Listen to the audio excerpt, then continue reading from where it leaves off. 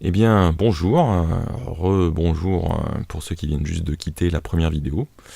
Nous allons continuer avec les aventures de notre petit Bob, ou quel que soit le nom que vous ayez donné à notre petit personnage. Je voulais vous parler d'un certain nombre de choses qui ne sont pas forcément directement dans le code. On va les évoquer au fur et à mesure. J'ai voulu rajouter, c'est ce qu'on va faire ensemble, là vous voyez que notre petit Bob il est quand même dans les airs, un phénomène un peu de gravité qui le ramènerait vers le sol, et vous allez voir, je vais vous le montrer, comme ça vous comprendrez quel est le souci. On va faire ça en modifiant notre Bob initial, on va lui rajouter une valeur d'accélération sur l'axe des Y. Ça veut dire qu'il va en permanence chercher à accélérer sur l'axe des Y, qui, je vous rappelle, est l'axe vertical.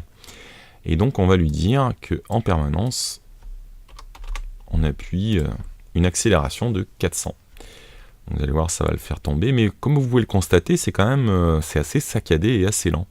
Et en fait, j'ai découvert que c'était dû au bloc move que nous utilisions jusque-là pour les déplacements.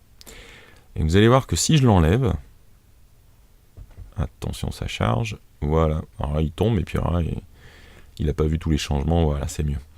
Donc il tombe jusqu'en bas de l'écran, c'est ce qu'on veut, mais voilà, il n'a pas le petit ralentissement qu'on a eu tout à l'heure.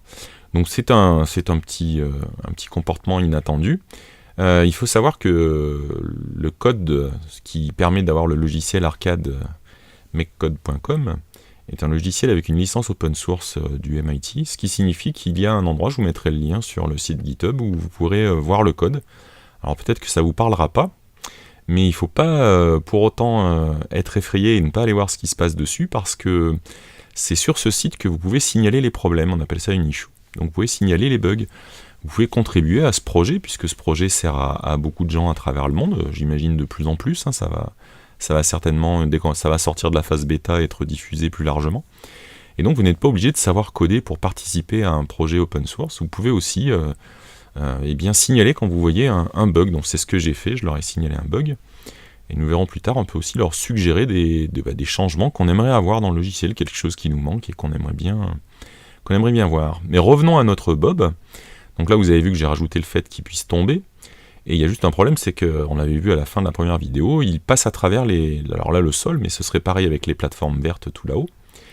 Eh bien c'est tout simplement parce que le bloc tile ici, vous voyez, il y a un gros plus. Si je clique dessus, ça me fait apparaître une option qui s'appelle with wall, qui fait que si je l'active, vous allez voir, je clique sur le off et hop, ça passe en vert on, je fais ça pour les deux.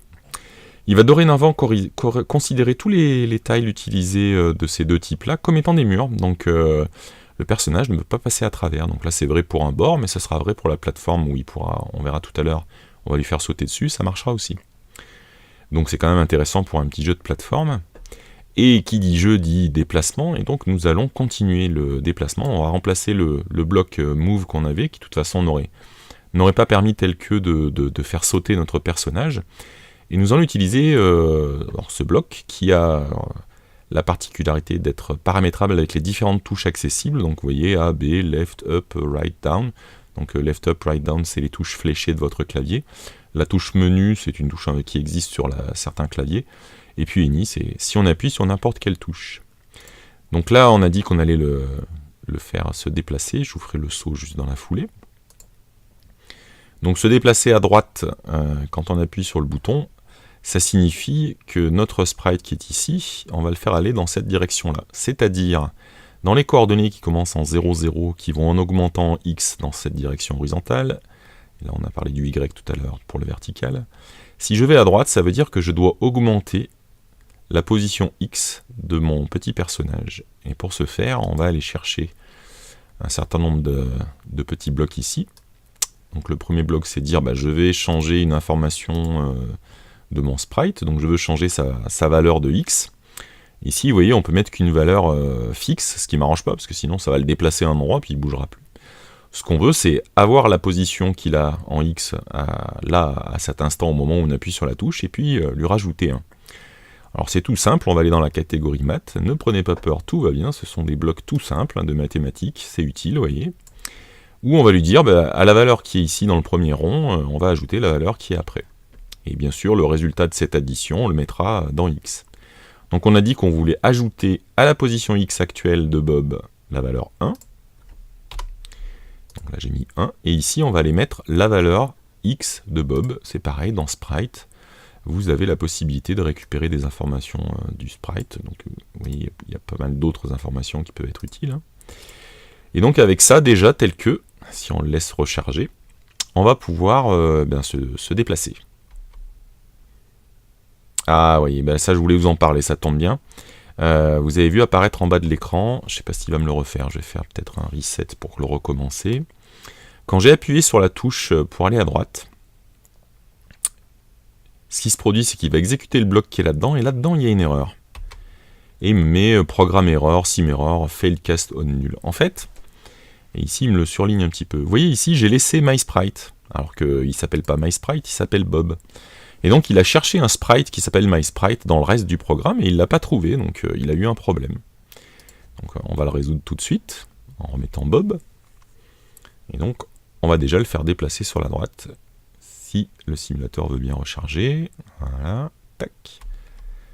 Seul inconvénient, c'est que je suis appuyé, si vous entendez peut-être mon clavier qui fait un peu de bruit, je suis obligé d'appuyer plusieurs fois, on le voit qui clignote sur le simulateur, la flèche qui va à droite, parce que j'ai utilisé le mode pressed, qui veut dire juste à l'appui de la touche. On pourrait éventuellement, quand on relâche la touche, release, mais ça serait pareil.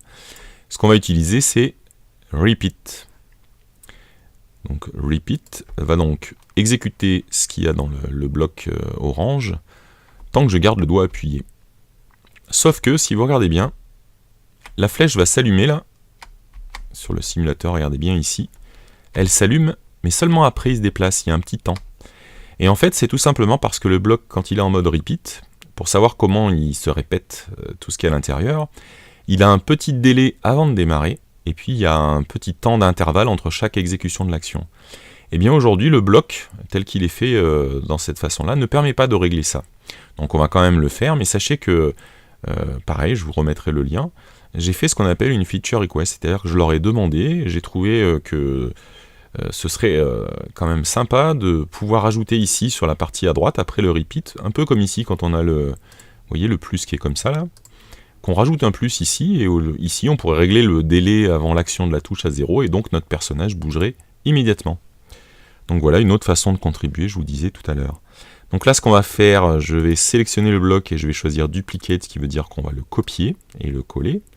Vous pouvez aussi sélectionner un bloc, faire CTRL-C, donc là j'appuie sur CTRL-C, après j'appuie sur CTRL-V pour copier et coller, voilà. Et ça m'a fait une copie du bloc. Donc ils sont en gris parce qu'en fait, on a déjà défini avec les mêmes caractéristiques un bloc, et donc il peut pas nous en définir plusieurs, mais c'est pas grave, puisque ce qu'on veut faire, c'est aller à gauche, et puis on verra en dernier ce qu'on fait quand on veut sauter en appuyant sur la touche A. Donc pour aller à gauche, la seule chose qu'on a besoin de changer, c'est qu'on va changer les coordonnées X, mais au lieu de l'augmenter, on va le diminuer. Donc au lieu de faire plus, on va faire moins. Donc déjà là, vous allez voir, ça a déjà fonctionné. Je peux partir à droite, et je peux aller à gauche. Donc accessoirement, vous pouvez faire le test chez vous avec d'autres valeurs. On peut mettre par exemple 2, pour que ça fasse un déplacement un peu plus rapide. Vous pouvez faire vos essais, vous verrez si on augmente trop, après ça fait quand même un mouvement qui apparaît comme un petit peu saccadé et qui est peut-être moins joli, donc il faut trouver la valeur qui vous convient. Et là on voit quand même, on sent que ça a légèrement saccadé, mais ça va un peu plus vite, bref.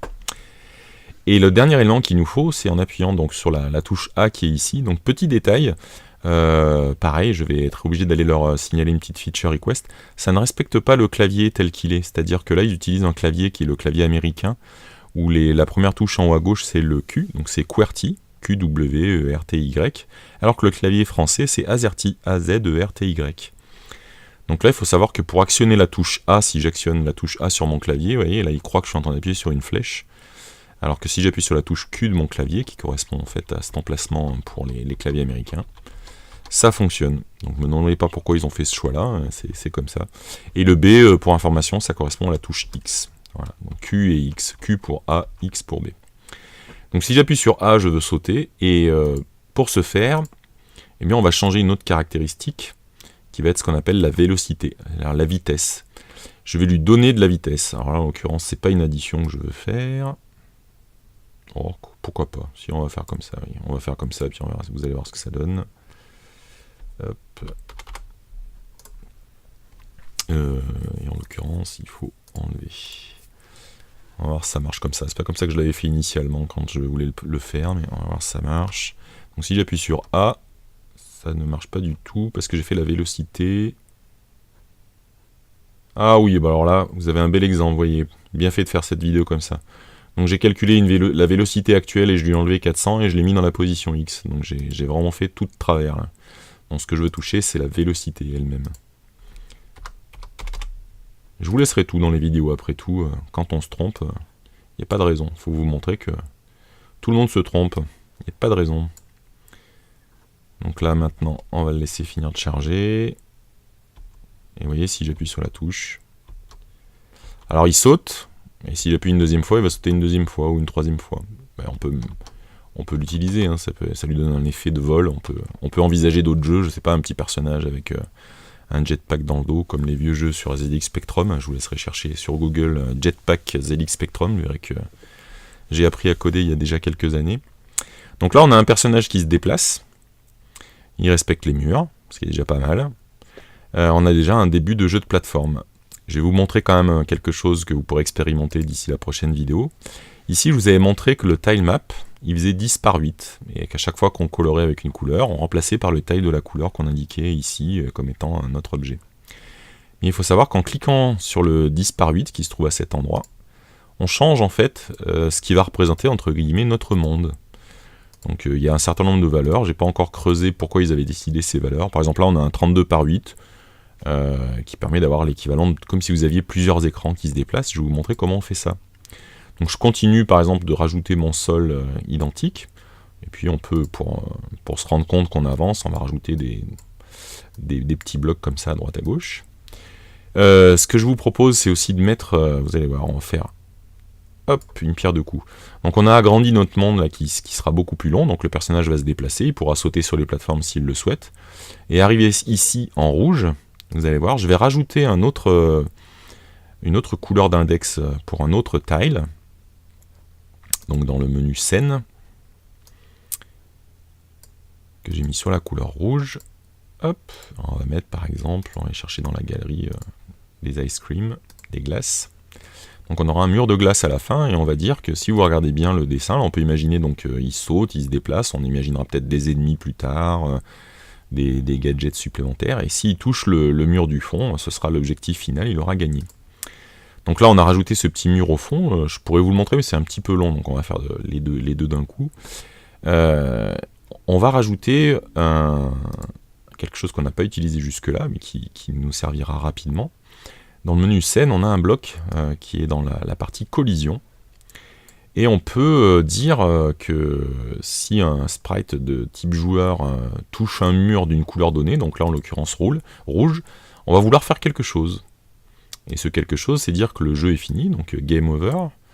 Et game over, si on appuie sur plus, il a le choix entre dire c'est une situation où vous avez perdu ou une situation qui représente la fin mais vous avez gagné. Donc là on va dire notre petit Bob, on va le faire se déplacer sur l'écran et arriver tout au bout, il aura gagné sa partie. Donc là vous allez voir que j'ai oublié encore un détail, c'est-à-dire qu'il n'y a pas le phénomène de scroll, on ne se déplace pas sur les écrans. J'ai oublié un petit détail qui se trouve, je ne sais plus, je crois que c'est sur scène, voilà, tout en bas, vous avez un bloc qui est important pour nous, qui est caméra follow sprite, je mets Bob, ça veut dire que la caméra va suivre notre personnage. Et donc c'est exactement ce qu'on veut pour faire notre jeu qui va se déplacer. C'est parti, et allez, il recharge, on a fait 2 de suite. On se déplace, donc je vous rappelle on peut sauter, hein, voilà, hop, je suis passé sur un bloc, tac, toc. Et là, rien ne s'est passé, encore un bug hein, en direct, parce que j'ai dit que si je touchais un mur rouge, il se passait quelque chose, mais là le bloc que j'ai mis en rouge n'était pas déclaré en mur.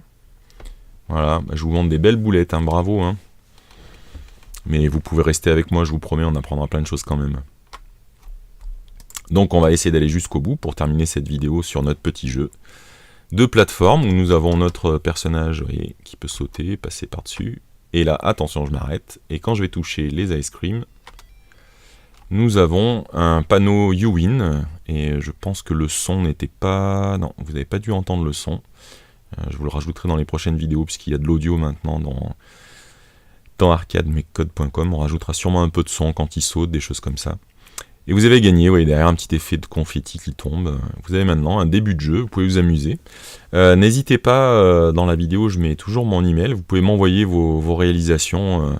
Vous pouvez les partager avec le gros bouton Share qui est en haut. Ça permet d'obtenir un lien qui permet aux autres de voir votre jeu. C'est d'ailleurs comme ça que je récupère ce que je vous montre. Vous voyez, hop, on va lui donner un nom en direct avec vous. Arcademeccode, c'est donc ma deuxième vidéo. Et bien si je fais Publish Project, donc tout le monde pourra le voir, mais c'est exactement ce que je veux. Et bien cette adresse-là, vous pourrez accéder à exactement ce qu'on a fait ensemble. Vous pourrez vérifier mon code et jouer avec.